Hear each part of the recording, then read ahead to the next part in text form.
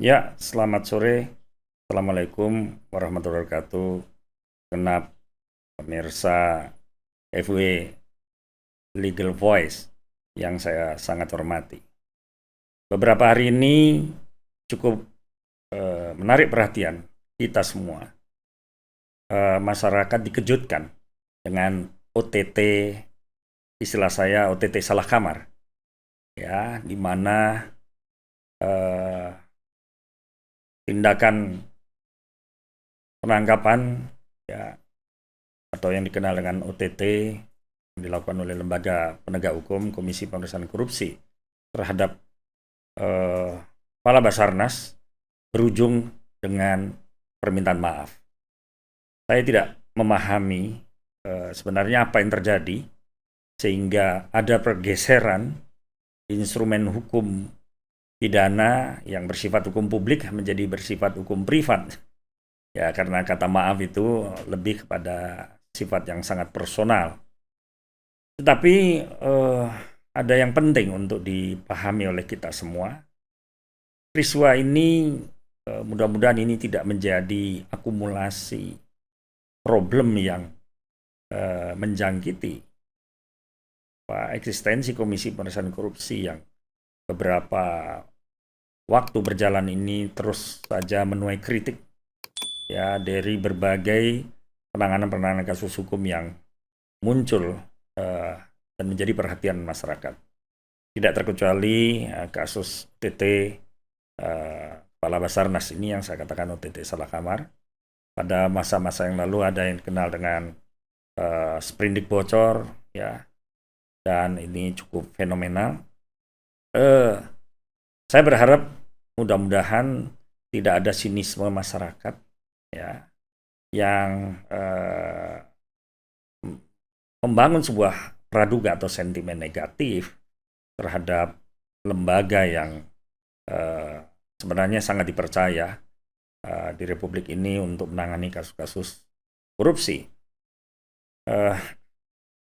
Hidden enemy, ya, atau agenda tersembunyi apa sesungguhnya yang bisa menimbulkan prasangka-prasangka di hadapan publik ketika kasus OTT Kepala Basarnas ini berujung dengan permohonan maaf.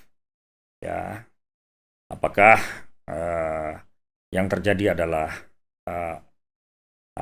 semacam unlawfully prosedur, ya, tindakan prosedur yang melanggar hukum? Yang jelas tentu menimbulkan pertanyaan, apakah Komisi Pemberantasan Korupsi pada saat menangani kasus OTT Basarnas ini tidak jeli dan cermat mengamati, apalagi memahami tentang adanya garis atau batas demarkasi kompetensi hukum, ya, sering dimaknai sebagai kompetensi absolut, ya, bahwa ada batas-batas yang menjadi otoritas atau yurisdiksinya, ya. Ketika ini sudah menjadi common opini doctorum, ya, sudah menjadi pengetahuan umum, termasuk pengetahuan para ahli hukum, kalau ada undang-undang yang bersifat lex specialis, maka biasanya ini terkait dengan lex specialis menyangkut pelakunya dan lex specialis, ya, menyangkut objeknya. Nah, tatkala terjadi perdebatan ataupun protes dengan OTT Basarnas ini, sejatinya tentu orang akan bertanya-tanya, masyarakat akan bertanya-tanya, apakah telah terjadi malpraktek penegakan hukum karena tindakan-tindakan atau praktek penegakan hukum itu keluar atau menyimpang dari kompetensinya. Nah, semisal katakanlah tadi saya sampaikan di dalam undang-undang yang bersifat khusus atau lex spesialis itu biasanya tidak mungkin dilakukan oleh orang biasa, karena itu membutuhkan prosedur-prosedur khusus, membutuhkan instrumen-instrumen khusus, ya, menggunakan mekanisme-mekanisme khusus.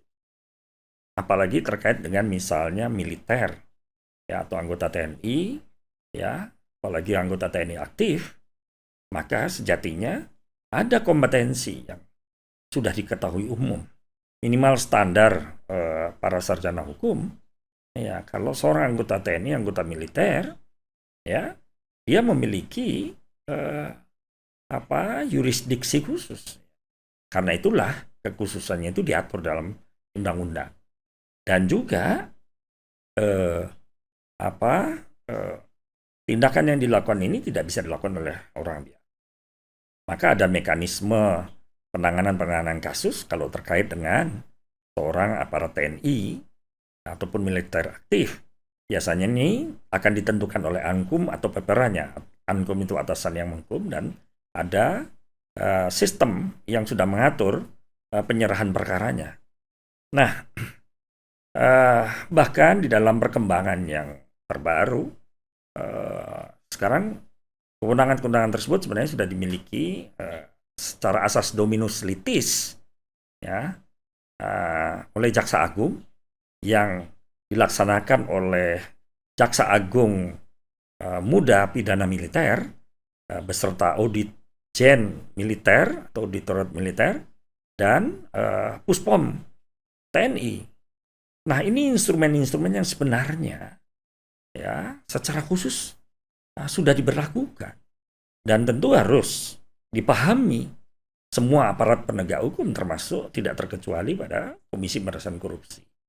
Maka itu bagi saya memunculkan pertanyaan, kenapa hal ini sampai terjadi? Ya, apakah malpraktek penegakan hukum terjadi pada kasus OTT ini? Ini pastinya tentu akan menimbulkan problem berkepanjangan, menimbulkan demoralisasi efek di dalam sistem penegakan hukum. Ya, karena satu sisi ada semangat untuk memberantas korupsi, ada keberanian untuk mengungkap satu kasus dengan melakukan instrumen OTT pada siapapun itu dilakukan. Namun pada sisi lain, ya, tindakan ini tidak bisa melompat pagar. Ya, tapi pada posisi yang lain juga ada semacam dilematis yang kata seorang atau beberapa filsuf yang ternama pernah mengatakan, inter alma silent lege. Kalau senjata sudah meletus, hukum itu akan terdiam. Ya, apakah hukum berhenti ya di hadapan para militer aktif ataupun anggota TNI yang terlibat dengan tindak pidana korupsi? Bagi saya filosofi ini penting untuk kita pahami, namun juga bagian kita untuk memperjelas ya apa sesungguhnya yang terjadi. Ya, makna sesungguhnya pastinya bahwa inter alma silent lege itu tidak dimaknai bahwa setiap penegakan hukum atau upaya tindakan terhadap seorang militer aktif termasuk TNI kemudian dilawan dengan cara-cara non-hukum.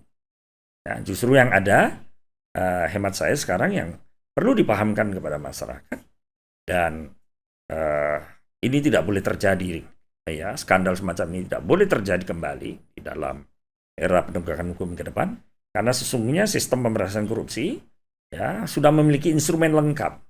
Bahkan kalau ini melibatkan anggota TNI ya atau militer aktif, ya, mekanisme koneksitas sistem peradilan itu sebenarnya sudah diinspirasi baik di dalam Undang-Undang Tindak Pidana Korupsi, di mana di dalam pasal 42-nya Undang-Undang Undang-Undang KPK menginsyaratkan bahwa KPK ketika menangani kasus korupsi yang melibatkan sipil dan militer perlu berkoordinasi. Nah, kata koordinasi sebenarnya kalau ditautkan dalam pendekatan sistem, ya, systematic approach, pendekatan sistem perundang-undangan, maka ini tidak bisa dipisahkan dengan undang-undang lex specialis yang menyangkut kekhususan peradilan terkait dengan militer aktif ataupun TNI. Ini yang saya berharap pada situasi sekarang ini sistem peradilan pidana ya khususnya tindak pidana korupsi tetap progresif, namun progresivitas itu tentu harus dibarengi dengan pemahaman yang cukup, dan tentu tindakan-tindakan hukum tidak boleh mengandung tindakan-tindakan yang justru melanggar hukum. Ya, menegakkan hukum tapi dengan melanggar hukum itu sebuah anomali yang tidak boleh dipertontonkan kepada masyarakat. Harapan saya sebagai Ketua Mahupiki, ya ke depan paradigma koneksitas sistem peradilan pidana di dalam tindak pidana korupsi mestinya 4 institusi, ya baik kepolisian, kejaksaan, KPK dan Auditorat Militer atau Puspom TNI, ya perlu duduk bersama untuk membangun ya semacam paradigma baru koneksitas pemberantasan korupsi. Dan tentunya penyempurnaan undang-undang tindak pidana korupsi dan peraturan yang terkait untuk itu perlu segera diperjelas. Demikian apa yang dapat saya sampaikan. Mudah-mudahan FW Legal Voice bisa memberikan enlightenment kepada masyarakat. Dan saya sebagai Ketua Mahupiki tentu berharap agar kita semua dapat melihat persoalan ini secara jernih dan harapan tidak terjadinya malpraktek penegakan hukum, ya, apalagi dengan berakhir dengan penegakan hukum berakhir dengan hukuman minta maaf, memang menurut saya sangat tidak dikenal ya di dalam prinsip-prinsip penegakan hukum, utamanya hukum tindak pidana korupsi, ya. Unprofesional, tindakan-tindakan yang profesional semacam itu tentunya bisa saja mendemoralisasi semua proses-proses penegakan hukum yang sudah berjalan dan akan berjalan nantinya. Kita tentu tidak berharap semacam itu, ya, karena bagaimanapun peradaban sistem peradilan pidana tetap harus terjaga dan berwibawa. Demikian, selamat sore, salam hormat, terima kasih, assalamualaikum warahmatullahi wabarakatuh.